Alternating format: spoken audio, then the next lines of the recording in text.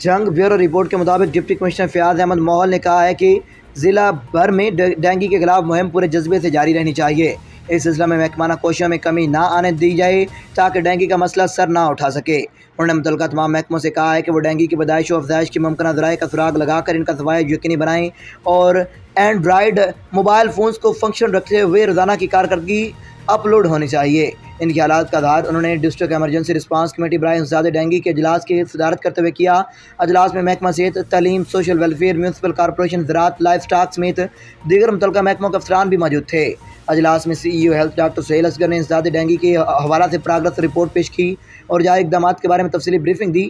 Deputy commissioner Fayyaz Ahmad موہل نے کہا ہے کہ تمام متعلقہ محکمے ڈینگی لاروا کے انسداد کے لیے مؤثر اقدامات اٹھائیں اور سرویلنس سرگرمیوں کو مؤثر اور نتیجہ خیز بنانے کے لیے تمام میسر وسائل بروئے کار لائے جائیں۔